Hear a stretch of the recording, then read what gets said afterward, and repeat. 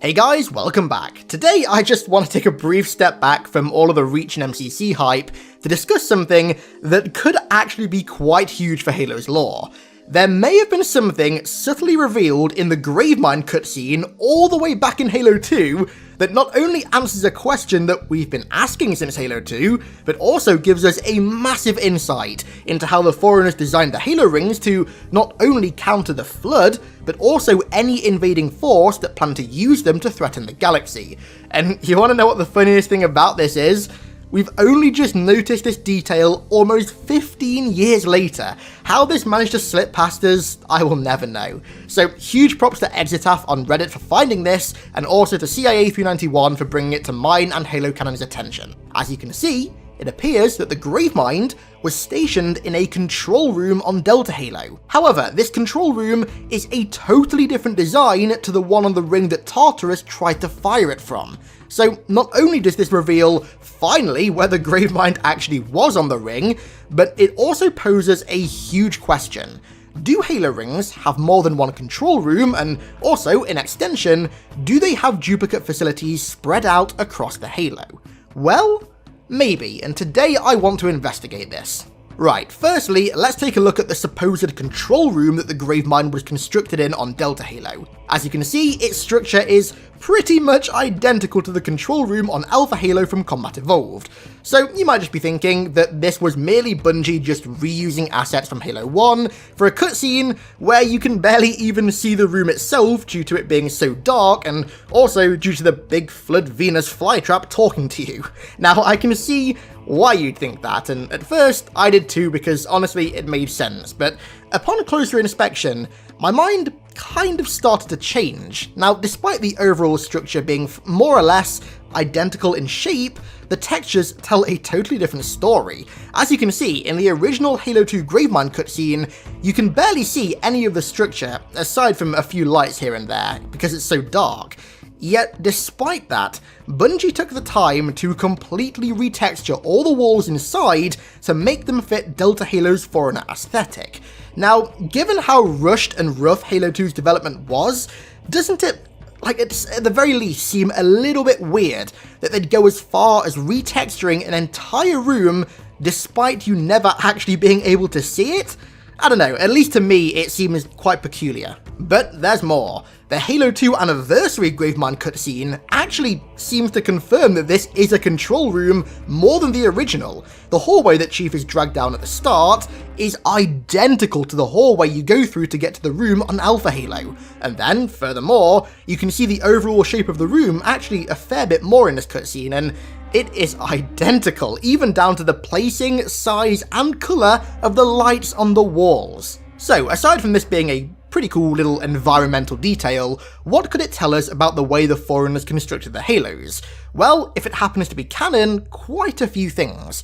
Firstly, it means that the Halos do indeed have multiple control rooms, and honestly, this makes sense when you think about it. The Halos were constructed at a point in time when the Flood dominated the entire galaxy, and the Forerunners were pretty much looking for any way to stop them.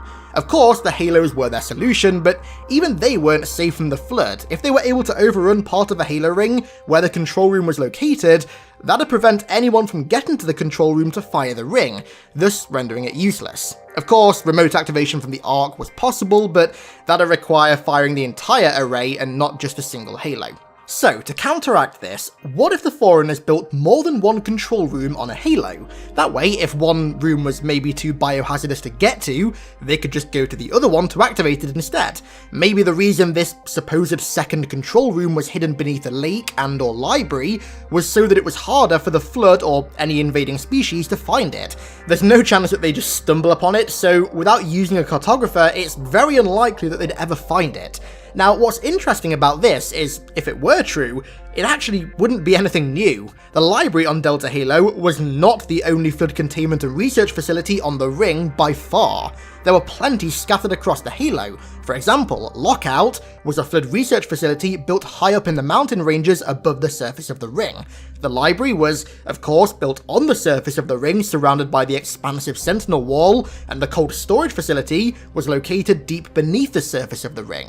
Now, not only were these duplicate facilities all built in locations locations that were hard to reach, but all of their designs were radically different from one another, possibly because each facility was specialized. And hypothetically, the same could be said for the control rooms. Maybe this is the reason the one Tartarus tries to activate the Halo from is radically different in design to the one that the Gravemind is seemingly stationed in. I mean, hell, in Halo Escalation, the Didact tried to link a composer to Gamma Halo and fire the two together. Maybe firing a Halo with something else attached to it requires activation from a different control room. I don't know, it's just a thought. However, there could also be a different reason for more control rooms existing. They could be dummy control rooms. Now, maybe when the Foreigners created the Halos, given how insanely powerful and destructive they were, they scattered several fake control rooms across the ring, so that the chances of a Reclaimer just stumbling across one and accidentally firing it were much lower. Granted, that's very unlikely to happen, but still, you gotta plan for everything. Or maybe it was done to trick the Flood into thinking that they'd infected the only control room, thereby preventing the Foreigners on the ring from firing it, when in fact, they'd just infected a decoy. Now, funnily enough, if the Halos were compartmentalized like this, they actually wouldn't be the only Halo-related thing to be compartmentalized. The Halo's monitors had their knowledge compartmentalized such that they only had information about their Halo and knew nothing about the location or details of the others.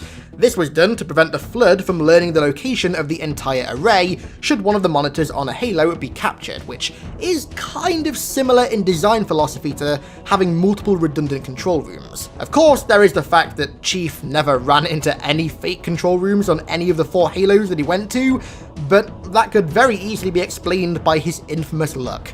Or maybe this is just a reused asset that, as Halo Cannon pointed out in his video, which he managed to upload before me, damn you Mr. Cannon, has no meaning to it whatsoever and was just used as a stage for the Gravemind cutscene. Given how rocky Halo 2's development was, it very well could be, although given how certain small details similar to this have sort of retroactively been made canon by 343, I don't think it's that crazy to speculate about. So, what do you think? Was it a simple reused asset with no meaning, or is it evidence of something greater that sheds light on how the Foreigners compartmentalized even the Halos to counter the Flood?